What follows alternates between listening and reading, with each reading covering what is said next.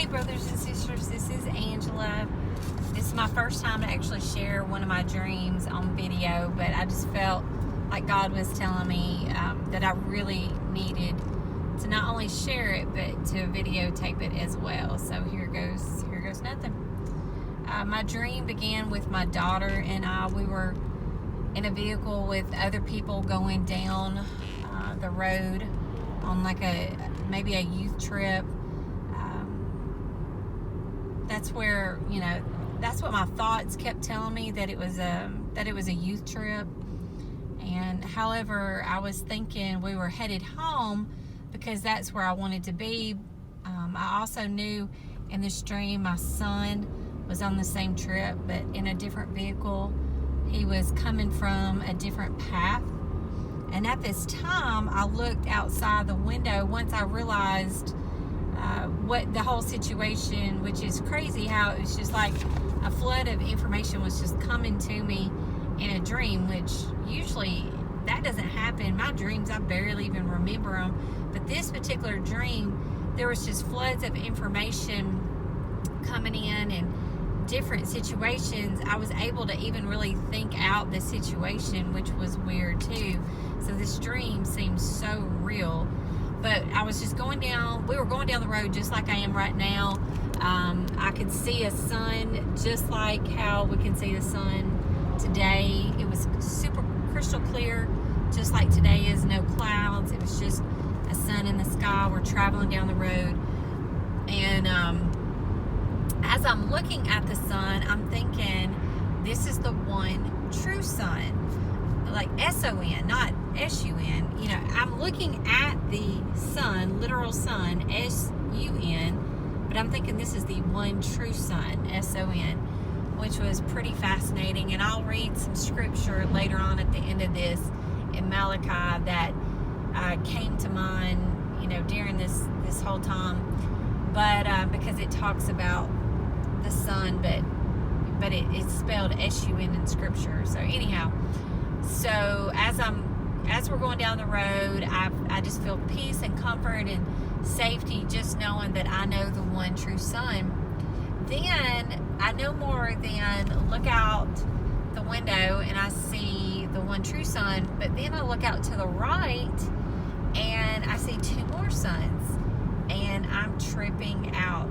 Everybody else in the vehicle with us was just amazed. They couldn't believe what they were seeing too. And we were all kind of fearful and scared because we'd never seen anything like that before. But nevertheless, I just kept thinking we've got to get to our destination. Can't wait to, get with Dalton because he was coming in from a different way, a different vehicle. And then all of a sudden we noticed that the sky is getting darker. I start feeling like the other two suns. Just these thoughts kept coming to me as if like this is evil, this is no good, it can't be trusted. I kept thinking, this is not going to end very well. This is not going to be good. And so I felt more of an urgency to get to our destination at this point. And finally, we do arrive at our destination. And when we get there, we noticed that the vehicle that Dalton was traveling in was already there. But it was empty. Nobody was in it. And so I kept just, telling Valen, we've got to find him. We've got to find him. So we located him. We grabbed him. And I said, listen, we've got to pray. We've got to get down and we got to pray right now. We no more than are about to start praying, and I start yelling, I told you it was Jupiter. I told you it was Jupiter. And in my thoughts, I'm thinking, why am I saying this? This is not a planet. This is a sun. And I knew it was a sun. And the two suns were so close at this point, we thought that they were going to collide, and everybody's in a state of panic and fearful, and we just continue to pray. I look up one more time, and the suns collide, and of course, I'm thinking we're going to be in heaven at this point. And also, not only that, but you would think at this point in the dream that you would wake up because it's so intense. I knew my heart was beating out of my chest even while I was sleeping. Like, I could feel it beating so fast because it was so scary. And so we didn't die, which was so shocking, and we didn't go to heaven. And I remember that being a very vivid thought in my head was, why didn't we die? Why are we not in heaven? And how in the world are we still here? Which just absolutely blew our minds. And we had survived somehow. And you wouldn't have thought, if two suns would have collided, that you were actually able to see, just like this one. Could you imagine two up in the sky and you see them collide and then you survive? And my dream continued, which was crazy. So it continued, and we were still at our destination, and the thought just kept running through my head, we shouldn't be here, we should be at home. And then I woke up.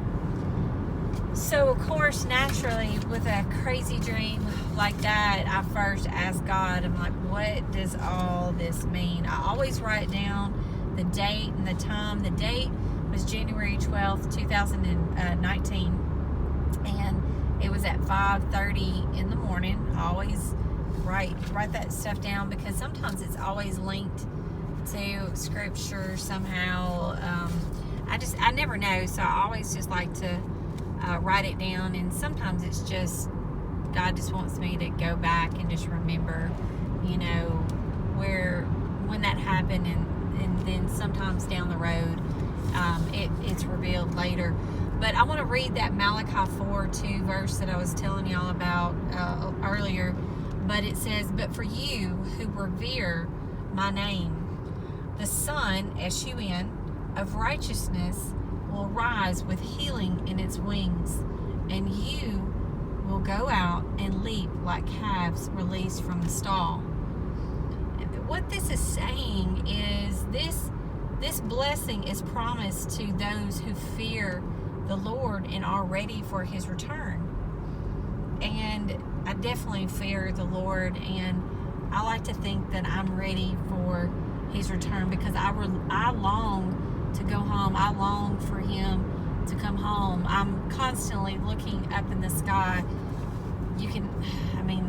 All of my family and friends, they probably think I'm crazy, but I can't help but look up in the sky. It's a wonder I haven't had an accident already because I look up in the sky so much, but I pray I don't have an accident. But I want to continue to always look up in the sky for his return.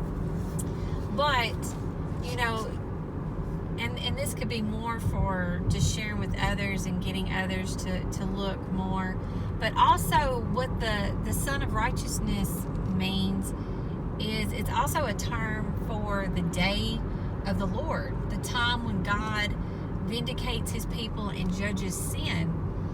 And so that, golly, we're definitely, at the threshold for that's for sure.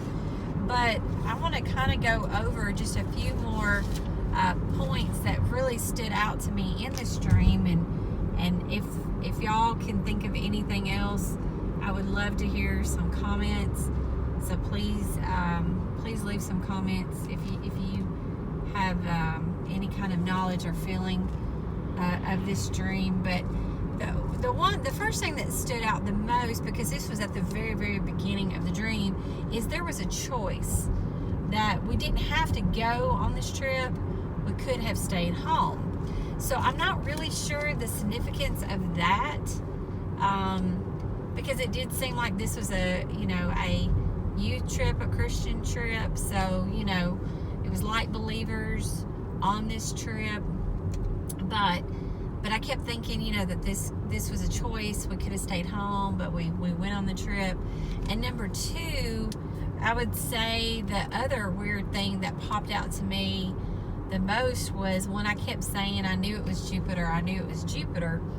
I asked God as soon as I woke up, what did that mean? Like, why did I say that? It was clearly a sun, but, you know, I'm calling it a planet, and that is just odd. But he said to me, he said, look it up. You have 2 smart devices right beside you. Look it up. And so you would think that when I would look up Jupiter, automatically, like, the planet would pop up. But that was not the case. It was actually a statue that popped up, and it said that it was a supreme god, little g obviously, in Roman mythology, and he presided over the heavens, little h heavens and light, and was responsible for the protection and laws of Roman state.